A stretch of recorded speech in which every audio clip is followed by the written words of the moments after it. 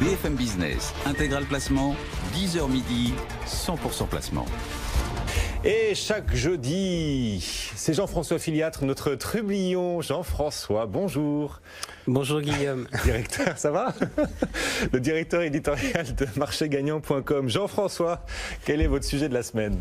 Cette semaine se déroule la 3e semaine de l'épargne salariale et à cette occasion, l'AFG, l'Association française de la gestion, nous a indiqué que la collecte nette avait été de 1,5 milliard en 2018, soit un record historique depuis 2011. Bref, j'ai vu dans le propos une sorte de satisfaction. Une satisfaction injustifiée à votre avis? Je sais pas, je vous laisse juge. L'an dernier, le winner sur la collecte nette, c'était une fois de plus l'intermittent du spectacle de l'épargne. Bref, le compte courant non rémunéré, 34 milliards de collecte. Seconde position, l'assurance vie, 22 milliards de collecte. Troisième, le livret A, 13 milliards de collecte. Et puis là, vous arrivez avec 1,5 milliard de collecte et vous criez « on est les champions ». Pardon, mais à mon avis, il y a erreur, surtout quand on sait comment ça fonctionne. Qu'est-ce qui différencie l'épargne salariale des autres placements que vous avez cités? À partir de quel argent alimentez-vous votre livret A, votre assurance vie ou votre compte courant? À partir de votre salaire, à partir de vos allocations ou de vos revenus du patrimoine. Votre épargne salariale, elle peut être alimentée par tout ça, mais elle peut aussi percevoir dans des conditions favorables la participation, mais aussi l'intéressement. C'est en fait le principe du tiers payeur. Alors on a connu ça, vous étiez banné vous, mais nous qui sommes un peu plus vieux, on a connu ça à l'époque du Minitel, ça marchait très bien. On consultait et c'était l'entreprise qui payait. Là, on a l'entreprise qui paye, on peut soi-même verser et on s'extasie sur 1,5 milliard de collecte. Je vous le dis, il faut arrêter les cachets. Vous pensez que les chiffres devraient être bien meilleurs? Mais reprenons le dossier de manière un peu objective. Regardons par exemple la fiscalité. Pardon, ça ne va pas faire plaisir à la profession, mais comme je ne sais pas trop quel est l'avenir de la formule avec la loi PAC, je vais oublier le PERCO, le plan d'épargne retraite collectif, pour me focaliser sur la formule historique, autrement dit, le plan d'épargne entreprise ou PEI, plan d'épargne inter-entreprise, si l'on est dans une petite structure. Quelle est la fiscalité de cette enveloppe? Eh bien, les plus-values réalisées sont exonérées d'impôt sur le revenu 5 ans après le versement qui a été fait par l'épargnant, et elles sont seulement soumises aux prélèvements sociaux, actuellement au taux de 17,2%. Plutôt sympa, en effet. Et on peut mettre quoi dans ce PE, dans ce plan d'épargne entreprise? Eh bien, on peut mettre des titres de l'entreprise, mais sinon, uniquement des fonds de surcroît choisi par l'employeur. Cela dit, j'aime bien, Guillaume, votre question. Pourquoi? Parce que si je compare, on peut mettre quoi dans une assurance vie? Uniquement des supports choisis par l'assureur. Là encore, on a une sélection qui est faite par un tiers. Alors, quid de la fiscalité en assurance vie? L'exonération, elle existe quand? Uniquement après 8 ans. Ah oui. Et encore, si vous êtes en dessous de l'abattement de 4 600 € pour un célibataire ou 9 200 € pour un couple.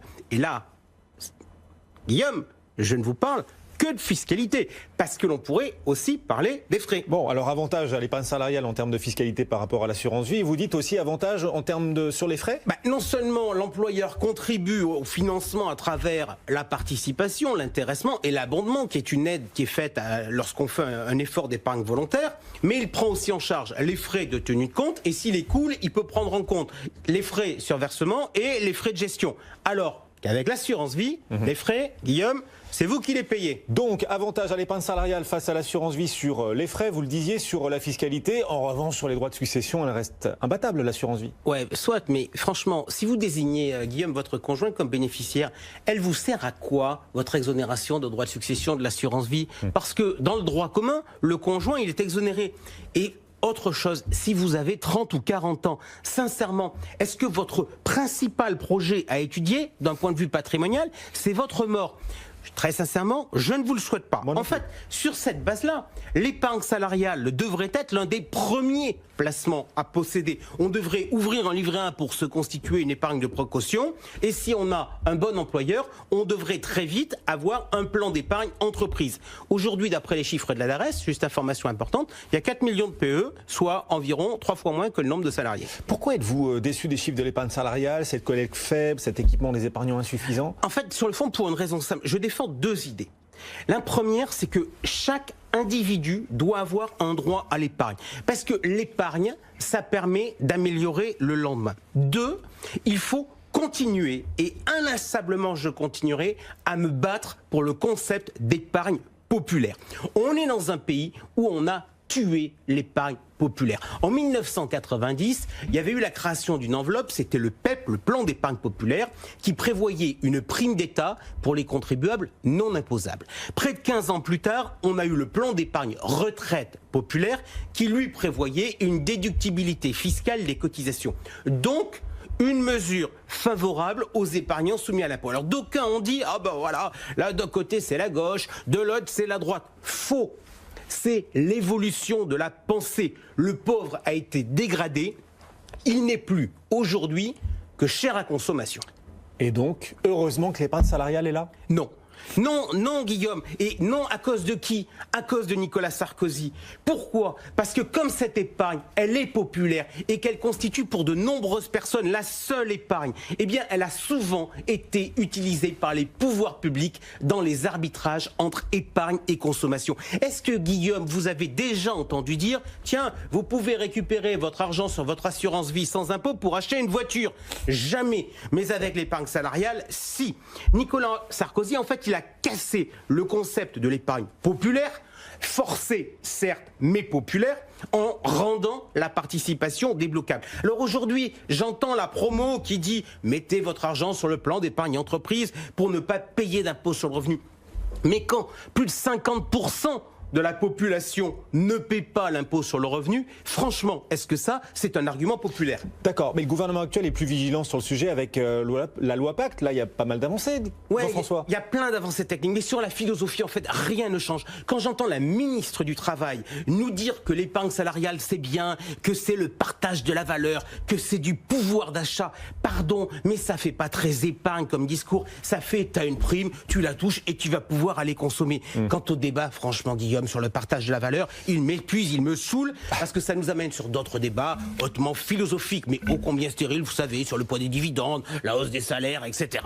Du coup, allez, un message pour les salariés ce matin. L'épargne salariale, c'est pour vous l'opportunité de mettre de l'argent de côté payé par votre employeur. Et on le sait, la nature humaine, elle a une préférence pour le présent. On sait en revanche que la raison nous impose de mettre de l'argent de côté. Donc, si vous avez des petits revenus, il faut essayer de faire l'effort de placer votre intéressement et votre participation si vous en avez. Comment faire en pratique? Mais déjà, un truc tout bête. Vous savez, quand on n'a pas beaucoup d'argent, on prépare son budget, on évalue son budget, combien on va avoir de dépenses, combien on va avoir de recettes. Eh bien, dans cet exercice, il faut considérer que la participation ou l'intéressement, ce n'est pas un acquis, c'est quelque chose d'aléatoire. Bref, il faut les comptabiliser comme tels, ce qui rend, lorsqu'on les perçoit, leur investissement plus facile. Ça, c'est le message pour les salariés. Un message pour les plus aisés? Vous avez avec le PE une enveloppe fiscale hors pair. Réfléchissez donc à savoir s'il n'est pas intéressant d'y verser une partie de votre épargne personnelle. Pour mémoire, les versements, ils sont plafonnés à quoi? 25% du salaire brut. Ça fait quand même une jolie petite somme. Un mot pour les employeurs cette fois. Vous pouvez être une force, mais vous pouvez aussi être un frein. Une force parce qu'à l'heure où on réfléchit à l'entreprise et aux parties prenantes, vous avez une responsabilité vis-à-vis de vos salariés pour leur permettre de mettre de l'argent de côté pour demain. Un frein parce que si votre rôle ne s'arrête pas là, vous risquez de poser plein de problèmes. Des salariés vont se dire, si leur employeur s'implique trop, mais si je mets de l'argent, est-ce que mon employeur va pas voir combien j'ai d'épargne ?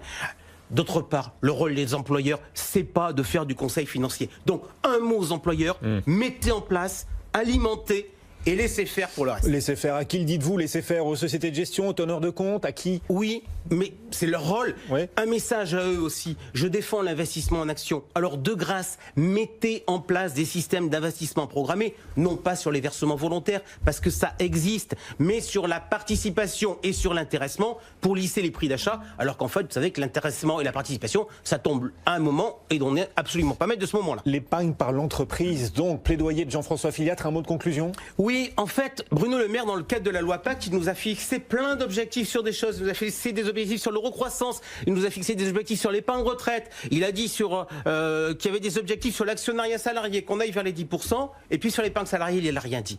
Eh bien moi, je vais vous donner un objectif pour tous les acteurs du secteur, c'est-à-dire les entreprises, c'est-à-dire les salariés, c'est-à-dire les sociétés de gestion. D'ici 3 ans, je pense que l'on devrait doubler non pas le montant de l'épargne salariale dans son ensemble, parce qu'il y a des éléments économiques avec la participation, l'intéressement, etc., mais doubler les versements volontaires. Bref, il faudrait qu'on atteigne 6 milliards dans 3 ans. Ça témoignera que les plans d'épargne entreprise sont enfin devenus, non pas un outil de partage du profit, parce que ça c'est le rôle de l'intéressement et de la participation, mais un outil patrimonial au service de l'épargne. C'est Jean-François Filial, vous savez qu'il y a un remaniement ministériel, il y a des places à prendre au gouvernement pour faire changer les choses. Je pense que personne n'a pensé à moi pour prendre le poste de porte-parole. Oh non, directeur éditorial Marché Gagnant, il reviendra tout à l'heure pour répondre à vos questions. En tout cas, Jean-François, envoyez-lui vos questions sur notre site bfmbusiness.com. Ça peut être sur l'épargne salariale, sur l'assurance vie, l'immobilier, la bourse, ce que vous voulez. Il essaiera de vous répondre dans 3 quarts d'heure. À tout à l'heure, Jean-François.